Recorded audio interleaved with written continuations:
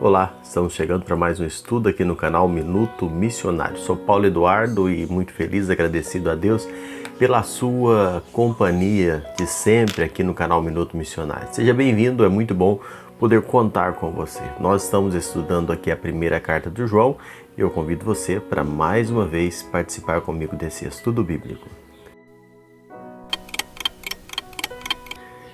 Muito bem, nós estamos seguindo aqui na primeira carta, no capítulo 2 e no versículo 18. Hoje a gente vai estar falando um pouquinho sobre as heresias, quando elas vão atacando a igreja. A partir do verso 18, João vai tratando sobre esse assunto. Interessante pensar que o apóstolo João, o intuito dele aqui nessa carta é mostrar a diferença entre o verdadeiro cristão e o falso cristão. E ele traz algumas provas para identificarmos quem de fato é um verdadeiro cristão, né? Ele disse já no versículo 6 do capítulo 2 da prova moral, depois no versículo 10 falou da prova social, versículo 23 ele falou da prova doutrinária, nós já abordamos aqui nos estudos anteriores, e João ele vai falando sobre esse perigo do falso cristão dentro da igreja. E a gente sabe que hoje em dia as igrejas elas têm sido muito atacadas por falsos mestres, por falsos cristãos, não é? Por falsos ensinadores, por doutrinas totalmente fora do que a Bíblia orienta. Muita gente hoje tem partido por uma ideia que você pode servir a Deus do seu jeito, não é? Dizendo que o importante é você ser sincero na sua fé.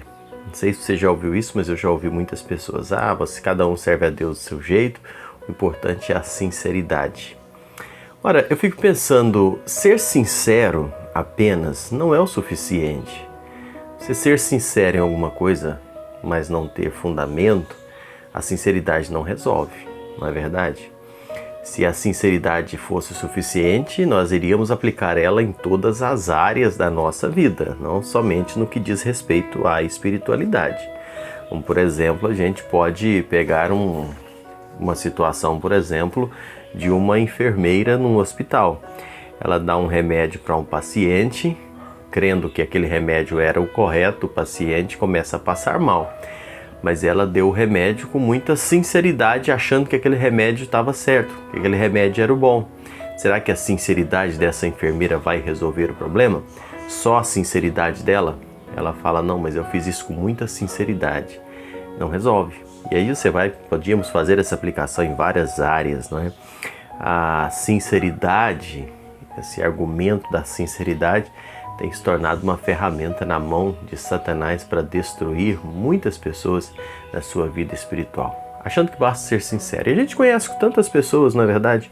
Nós conhecemos pessoas tão sinceras na sua fé, pessoas tão dedicadas, comprometidas, pessoas que nós achamos, puxa, como a pessoa é comprometida, é dedicada.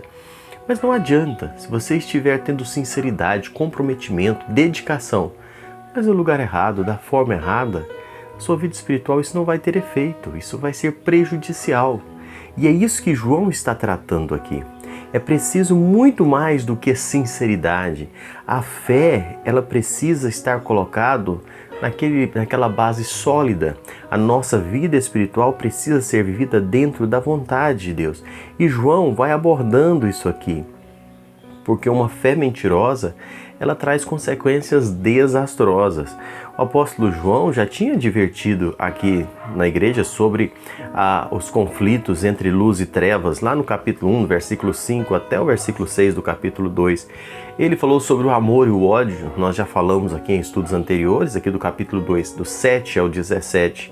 E agora João vai advertindo entre o conflito da verdade com a mentira. Capítulo 2, versículos 18 até 29, João vai abordando essa questão.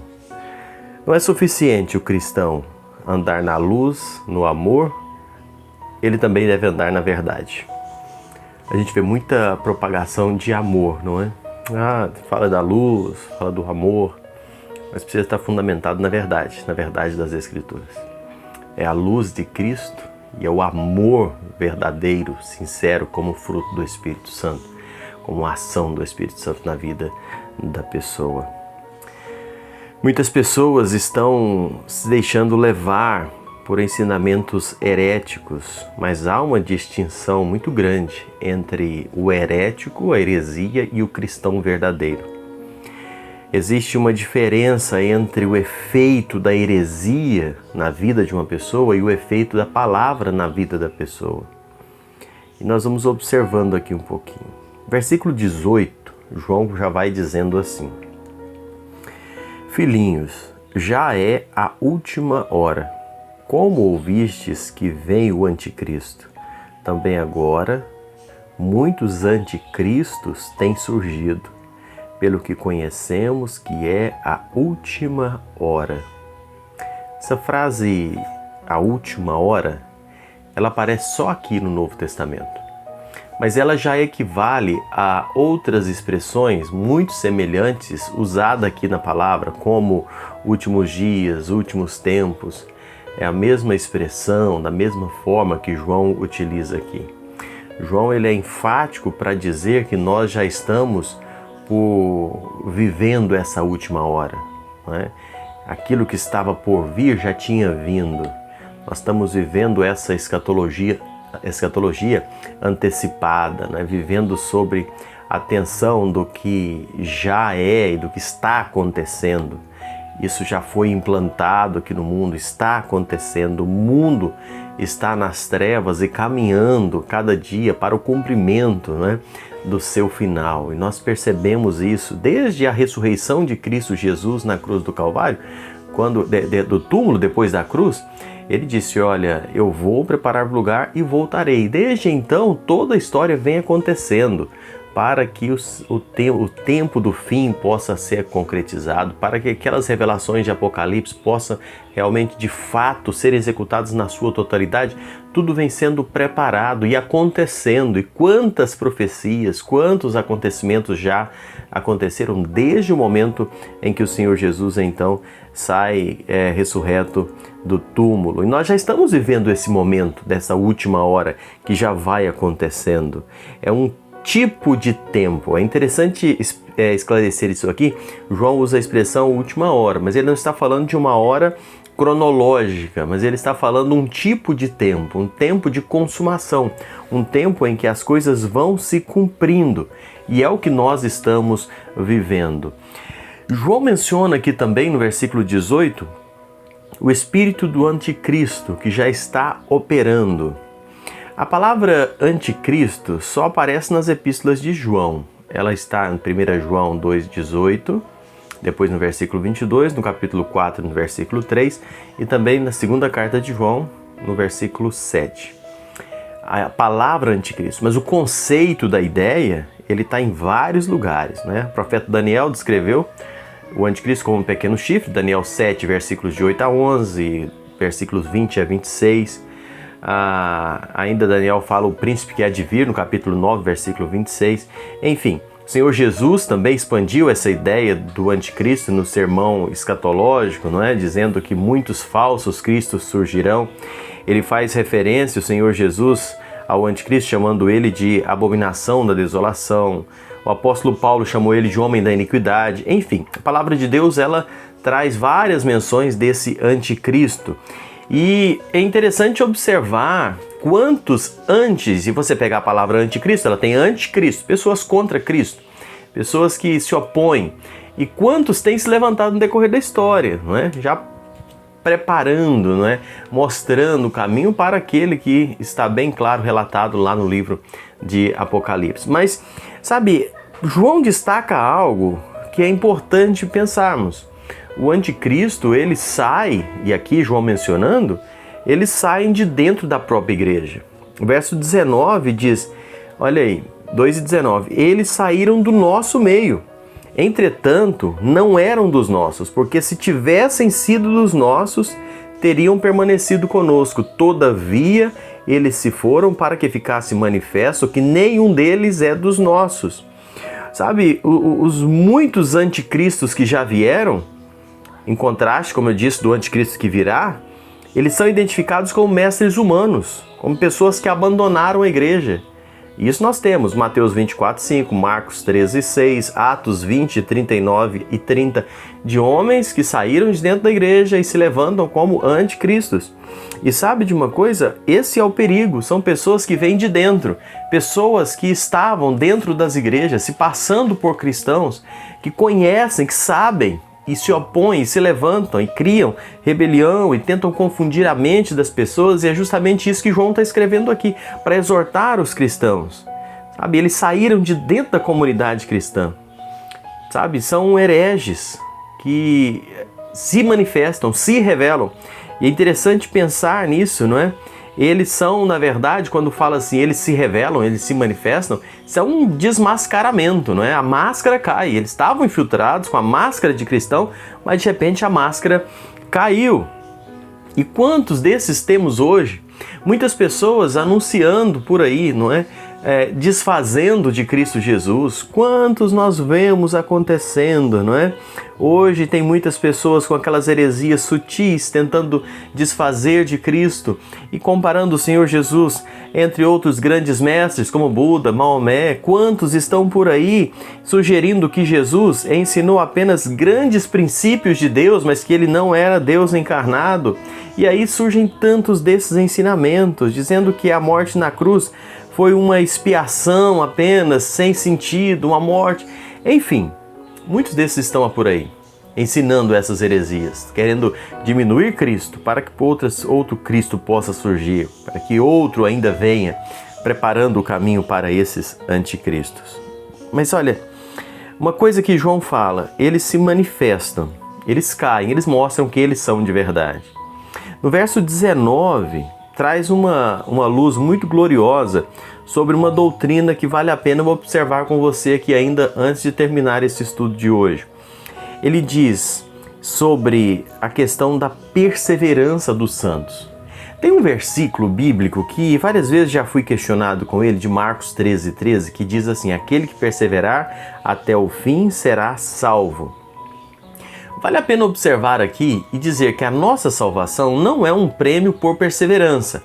Então, você não vai ser salvo porque você perseverou, então você merece a salvação. Ok? Que isso fique muito claro. Nossa salvação não é prêmio por uma perseverança. Mas então o que esse versículo está dizendo aqui? Ele está dizendo muito claro que a constância na fé, a perseverança, é uma característica, é um carimbo dos salvos. Aquele que é salvo de verdade, ele permanece, ele persevera. Não porque ele vai perseverar para ser salvo, mas é uma característica. Quem é salvo de verdade, ele tem uma constância. Aqueles que caem, deixam a igreja, abandonam, na verdade eles estavam na igreja, mas nunca foram da igreja. Isso é importante dizer, nem todos que fazem parte da igreja visível fazem parte da igreja invisível. Nem todos os membros hoje, comungantes das igrejas, nem todos professos, aqueles que dizem que aceitam Jesus, nem todos batizados são necessariamente membros do corpo de Cristo. Nem todos que têm os seus nomes arrolados na lista de membros de igreja têm os seus nomes escritos no livro da vida. Nem todos que dizem Senhor, Senhor entrarão no reino dos céus. Sabe, apenas aqueles que creem de verdade, que confiam, que perseveram, esses sim, são salvos. Mas não como prêmios, mas é porque a perseverança, porque a firmeza, ela é característica de uma pessoa nascida de novo realmente. Então, pertencer à igreja, pertencer a Cristo, é uma característica de cristão. O desânimo, o desistir, são pessoas que na verdade nunca foram, estiveram no meio, mas nunca foram de verdade. O pertencer à igreja não garante que uma pessoa pertença a Cristo. O anticristo, que João menciona aqui, os anticristos, né, que tinham se revelado, estavam dentro das igrejas. O apóstolo Paulo ele diz em Romanos 9:6 que nem todos o Israel são de fato israelita. A perseverança dos santos é uma doutrina bíblica. Sabe, aonde mostra realmente aqueles que estão andando no Espírito, aqueles que estão sendo realmente orientados e instruídos por Deus. Mas falando no Espírito, ainda preciso mencionar um aspecto aqui com você. Versículo 20 e 21 ele diz assim: e vós possuís unção que vem do Senhor, e todos tendes conhecimentos. Não vos escrevi porque não vos escrevi porque não saibais a verdade, antes porque a sabeis, e porque mentira alguma jamais procede da verdade. Os verdadeiros crentes, os verdadeiros cristãos, eles têm duas marcas: a unção e o conhecimento.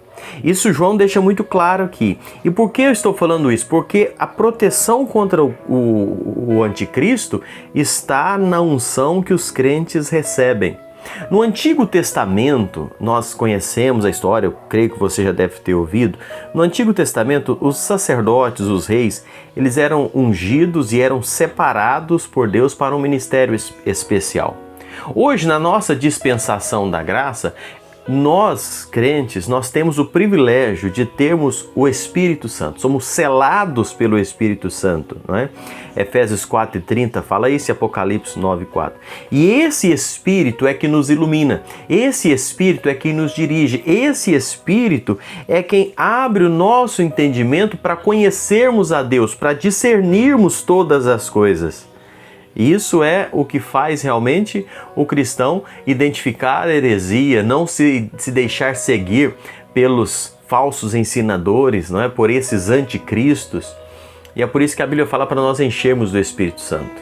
É por isso que nós somos orientados a buscarmos cada dia mais e mais a presença do Senhor, a estarmos em comunhão com Deus, porque é o Espírito Santo de Deus quem nos protege, quem sela, quem guarda e que dá-nos conhecimento e discernimento.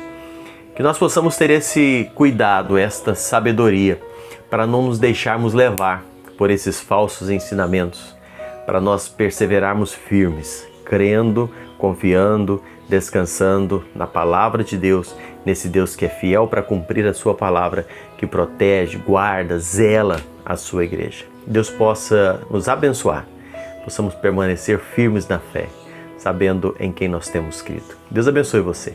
Mais uma vez, obrigado por nos acompanhar. Se você ainda não é inscrito no canal, faça a sua inscrição. Compartilhe esses estudos, sabe? Deixe o seu joinha, seu comentário. Chegou até aqui, assistiu todo esse vídeo. Não saia sem deixar um joinha aí, sem fazer um comentário. Eu fico muito feliz quando eu vejo os comentários. Deus abençoe sua vida, muito obrigado e até o próximo encontro.